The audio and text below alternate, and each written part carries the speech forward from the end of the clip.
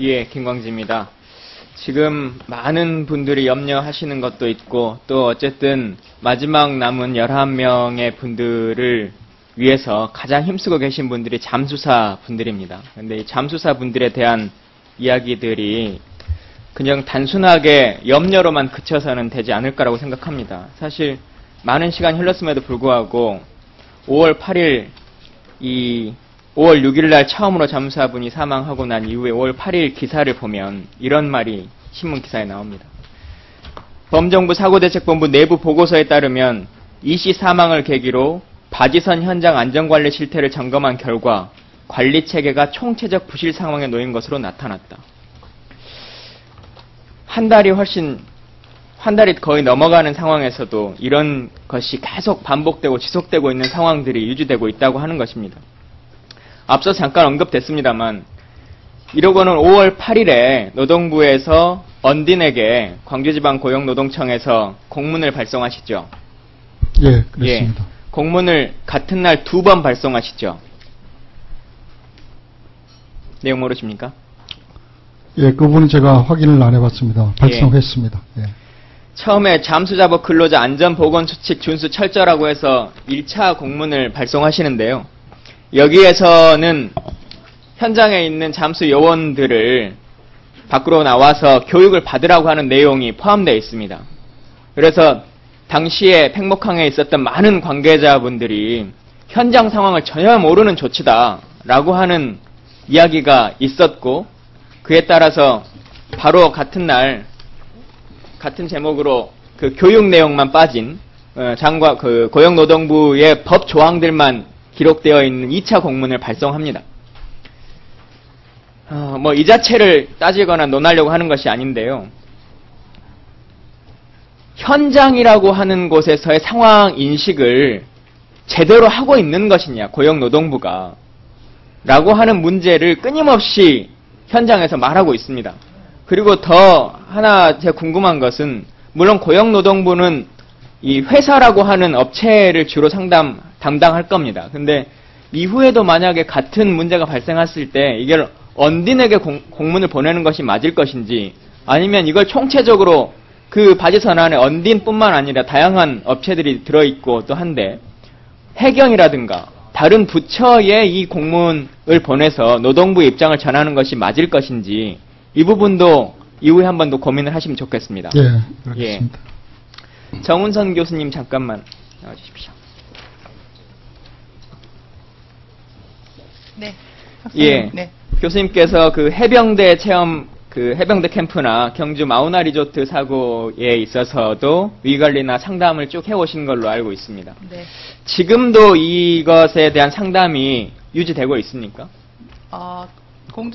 부산 외대 같은 경우에는요, 지금 양산 부산대학교에 계시는 김지훈 정신과 교수님께서 2명의 전문의와 함께 제가 3명이서 아마 나가는 걸로 알고 있고요.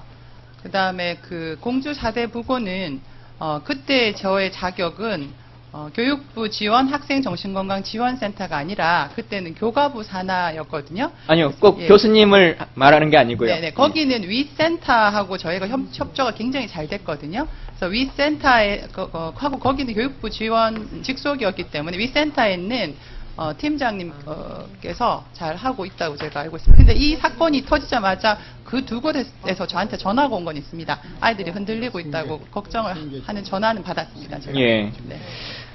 연관돼서 말씀해 주셨습니다만 사실 관련해서 기존에 이런 사고들을 경험했던 사람들의 트라우마들도 많이 발생하고 있습니다. 네. 저 같은 경우만 해도 군에서 자식을 잃은 유족들도 저에게 계속 자기들도 어떻게 대처를 좀 했으면 좋겠다고 하는 요구도 오고 그렇습니다. 네. 연관해서 보면 복지부 장관님, 들어가셔도 됩니다. 예. 9.11 테러가 나고 나서 상담이라고 하는 것이 당시에 상황이 벌어졌던 피해자나 사건의 당사자뿐만 아니라 소방관들이라든가 경찰이라든가 다양한 위치에 있었던 많은 사람들에 대한 것들이 케어가 됩니다. 근데 이 부분이 아직까지는 직접 당사자들에 대한 우선순위가 있기 때문에 잘 안 되고 있는 것 같습니다만 이 부분에 대해서도 더 심각하게 생각해 주시면 좋겠다는 생각입니다. 네, 지금 말씀하시는 대로 저희가 그 진도 부근이나 점수서분들이나 뭐 하여튼 저희들이 그 심리 지원을 하실 수 있는 범위를 최대한 넓혀서 노력은 하고 있습니다만 계속 더 노력을 예, 하겠습니다. 알겠습니다. 교육부 장관님 7월 1일부터 수학여행을 재개하시기로 발표를 하셨지 않습니까? 예, 그렇습니다. 6월 30일 날 교육부에서 발표를 하셨는데 경기도 교육청에서는 이 내용을 미리 인지를 하고 계셨습니까? 7월 1일부터 재개한다라고 하는 교육부 발표 30일 날 발표를 미리 공문으로 받으셨습니까? 부교육감님? 사전에 저희들이 시도교육청 담당자들이 참석하는 사전 조율 회의는 있었습니다. 예. 언론에 나와 있는 걸로 보면 교육부가 경기도 교육청은 물론이고 경기 지역 일선 학교에도 안내 공문을 발송하지 않아서 언론 보도를 통해서 소식을 접하는 실정이다 이렇게 나오고 있는데요. 뭐 미리 사전에 논의가 되고 있었다면 다행입니다만은 그렇지 않다라고 하면 일선 학교들이 지금 많이 여러 가지 문제로 흔들리고 있고 또 수학여행이라고 하는 것을 어떻게 해야 될 것인지에 대한 고민들이 많기 때문에 이 부분에 대해서도 신경을 좀 더 써주셨으면 좋겠습니다. 그렇게 하겠습니다. 예. 그 7월 1일 날 공문이 시달이 됐고요. 저희가 이제 그걸 6월 30일 날 내려보낸 이유 중에 하나는 대개 수학여행을 계획해가지고 실시하는 데까지 한 2달 정도가 걸립니다. 그래서 9월 초부터 수학여행이 시작되기 위해서는 그 시점부터 내보내야 된다고 생각했습니다. 예, 또 하나는 네. 복지부 장관님. 심리치료와 관련해서 이 일반 생존자 유적은 보건복지부가 담당을 현재 하게 되고 예, 단원고 학생들은 교육부가 담당하는 지금 이 이원화 체제가 있는 것 같습니다. 그래서 네, 그렇게 돼 있습니다. 예, 이 부분도 사실은 교육부가 학교 행정으로 서포팅할 수 있는 부분은 있지만 심리 상담이나 이런 전문성이라고 하는 것은 담보할 수 있는 기관이 아니기 때문에 총체적으로 심리치료와 관련해서는 복지부에서의 큰 틀에 있어서의 그림들이 필요하지 않겠나 이렇게 생각하는데 어떻습니까? 뭐 전체적으로 저희가 관여를 하고 있습니다만은 저희가 사전 초기부터 논의를 했어요.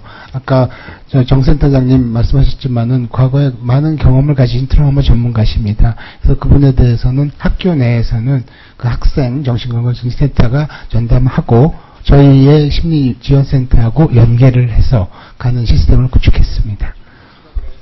예, 수고 많으셨습니다. 김광기 의원님 수고하셨고 이어서 정진우 의원께서 질의하시겠습니다.